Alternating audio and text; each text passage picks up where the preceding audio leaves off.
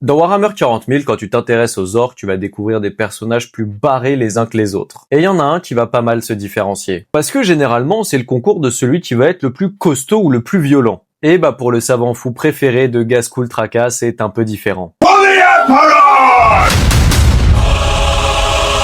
L'histoire de ce bon vieux Mad Dog Grotznik va commencer, ou plutôt recommencer, le jour où un certain orc nommé Ghazghkull Traka va entrer dans sa tente. Ce pauvre orc qui était en train de tenir son cerveau pour éviter qu'il sorte de sa boîte crânienne. Il a perçu cette arrivée comme un véritable cadeau du destin et il s'est adonné à un nouveau genre de chirurgie. On raconte que le nouveau crâne d'adamantium avec lequel est sorti Ghazghkull n'est pas innocent dans son ascension fulgurante. Donc la popularité du doc a explosé à son tour. Il y avait de nombreux nobs qui ont été tentés de faire une spéciale Ghazghkull. En gros, les nobs, c'est la noblesse des orques. Sauf que pour ces derniers, l'opération eut une légère spécificité. Le doc leur avait ajouté un explosif dans le crâne et si l'un d'entre eux l'offensait, boum! Lorsqu'ils l'ont compris, les nobs lui ont tendu un piège pour qu'il se fasse découper par un dread de la mort. L'énorme scie circulaire de l'engin lui a découpé le crâne avant de le laisser pour mort. Et ses infirmiers Gretchin ont tenté de le sauver en l'opérant. Malheureusement, les assistants étaient moins doués que leur maître.